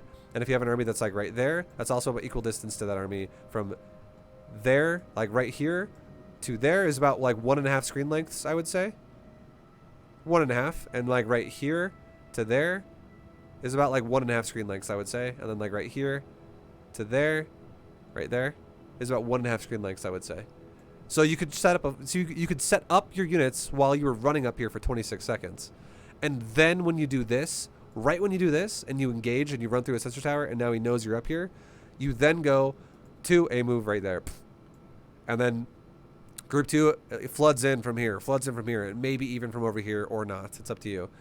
And then you have a big army swelling onto his army right away at the same time as this now busts into his base and kills more shit. Because watch what happens. That will give you a perfect engage because, again, your units don't have enough time to create a distance from each other. So if for instance, if you say, okay, this unit can run, you know, at like, we'll just use easy numbers to follow here. We'll use percentages. Let's say I have a runner that can run at 100%, and I have someone else who can run at 75%, but they only have to run for 1 second. Well, there's very little discrepancy there between how fast both of them are going to finish that race. But now, let's say I have to run for 10 seconds, and I have a runner that's going to go to 100% and a runner that's going to 75%. Suddenly, you're actually going to give them enough time to actually create this difference in how fast they go, which is exactly what happens to you here because you engage so far away that your Lings, like I said before, your Lings engage first, your Banes engage second, and your Hydras start to engage third. But you do it in a way where you lose Lings before the Banes even get there. All of your Lings are dead right now. Except for the little shiny chunk right there. You just lost all your Lings. And now, I mean, you have a couple more right here, I guess. But you just took a shitload of losses as you're starting to engage the army.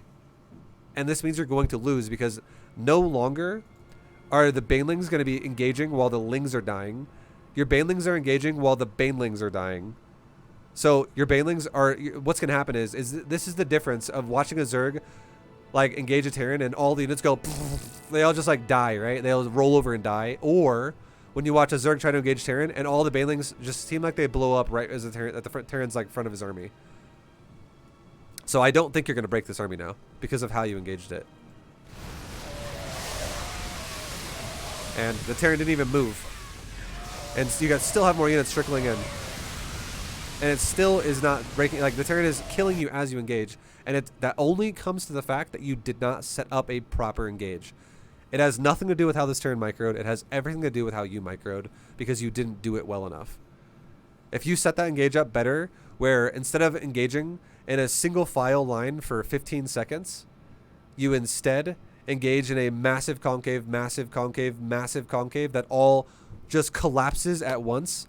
And instead of taking 15 seconds, because you know what I mean? It's like, imagine like you have imagine if you have like a funnel on top of a cup, and then you pour a bunch of water out of a jug into the funnel, and then it just sits in the funnel and it slowly pours through the funnel. Or imagine if you had a big jug that had like no cap on it at all, and you just tilt it upside down and all the water hits the ground right away.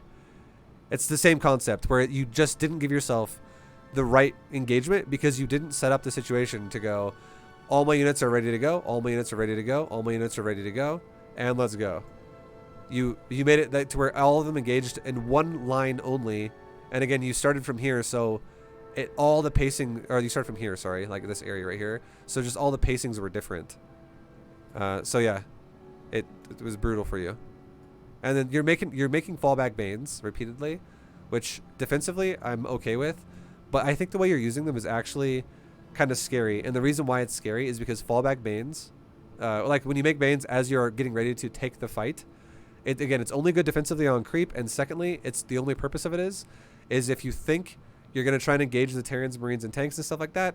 But then if your Ling and Bane don't win the fight, you pull back the Hydras to the next wave of Ling Bane. And then you make more Banes again. You do not lose your Hydras. Like if you engage with more Banelings coming later and then you let all your Hydras die as well, you're defeating the purpose of it because you're actually losing the fight straight up because all you're doing is you're weakening your attack in the first place and you have no intentions of preserving your Hydras. So it doesn't make any sense to do fallback Banes.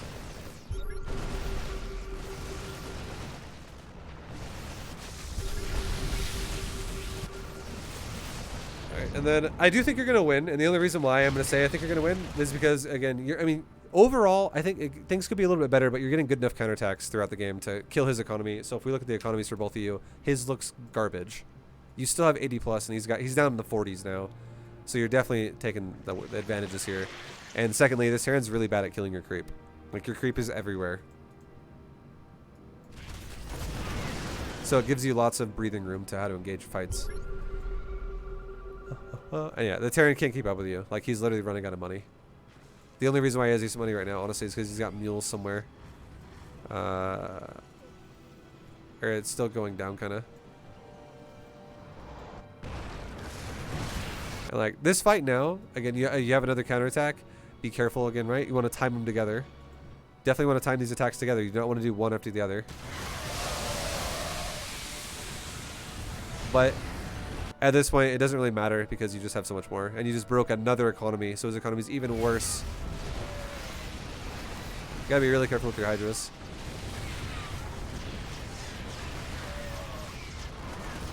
Yeah, and now your counterattack's going. So, I would say, if you really think about it, your Lings are running up, right? They're going up and around. Think about this for a second. Think about this for a second, because you're playing it kind of wasteful.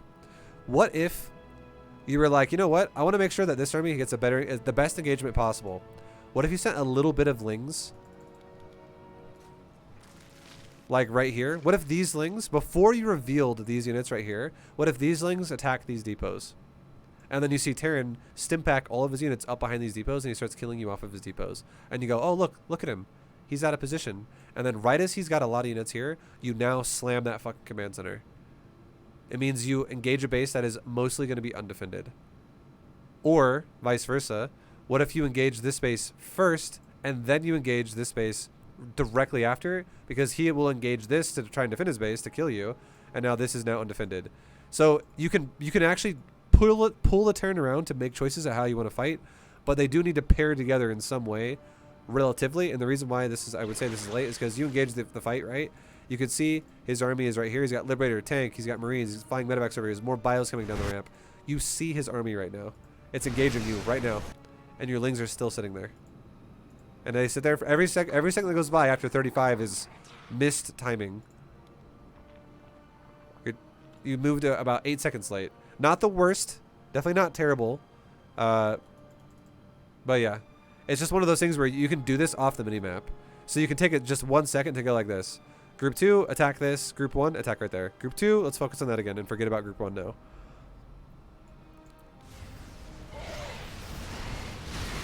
Oh yeah, I mean, that Ultra's derping out hard. What the hell? I love the replay also. Awesome. Looks so stupid. It's like a spider that's like getting ready to attack something. But yeah, it doesn't matter anymore. No more analysis about this really, because it literally is just now a game of numbers where he's got no money and you have a lot of it, so he just dies. So any questions about anything we talked about? No, I don't think so. That was a lot of good stuff. Maybe go through. Cool. Yeah, and you see why the name of the game, right? I mean, I won in the end, but I played like a fucking... No, yeah, I mean, I get it. Yeah, that was a good replay title. I agree. But these are things that you can definitely think about and fix, and then you'll just only get better. Because, I mean, fundamentally, your macro is not bad, dude. Your macro is actually keeping you up afloat here. Your creep spread's not overall. Your early game creep spread could be a little bit better, but your overall game creep spread is not bad. I mean, look at it. It's pretty good. The Terran didn't kill a ton of it, but at the same time, I mean, you have a lot of it, so props to you for that. And just really thinking about how you want to take engagements more methodically, and maybe also learning how to read opponents a little bit better, because you will realize as you get better at StarCraft, you can't just do the same thing every game. It's like impossible to win consistently at high level play. The higher level you get, the more relevant this becomes. You cannot win doing the exact same thing every game. Your build can look very similar, but it's not the exact same thing. So, like, for instance, this game, a difference would have been for you. Instead of saying, oh, I'm just going to do the exact same timers of all the Lingbane Hydra things that I do normally, you now go, oh, look how greedy he is. How about I increase my greed a little bit more, and I rely a little bit longer on my queens because I don't feel like I can take damage. And if you start getting to that stage, that's when you start getting really good at Zerg. Yeah, I like the sound of that. I would like to make more drones. Yeah, man. Good to have a reason to make drones. Yeah, you just gotta. Yeah, and the early game, like Queen Defense Squad, I really need to work on that because I think that's for sure. Yeah, Overlord spread and creep spread and Queen and Defense also for sure. the splitting up my army in a sensible way for engagement. Yeah. Yeah. No, thank you. Lots of good stuff. All right, dude. Well, thank you for doing a lesson. Appreciate it once again. Much love. And I will see you again. Or, I mean, if I see you again, thank you again for keeping it going. Yeah. And have a great rest of your night, dude. And I'll send you this VOD again by like tomorrow. Great. Thank you very much. Have a good, I guess, Terran. Yeah. I'm super tired. We'll see how it goes. I feel for you, man. Thank you. All right, man. Have a good night. I'll talk to you next time. Good night. See you. All right, guys. That's been a coaching lesson with Tesked. Much love, our European Diamond resident Zerg player. But I hope you guys enjoyed that. I hope you guys learned some stuff. That's definitely been a lesson about how to micro mid-game, like how to set up micro engagements and stuff like that. So hope you guys enjoyed that, and I will see you all in the next video, whatever it is. So good luck in your own games, and thanks for watching. Peace, guys.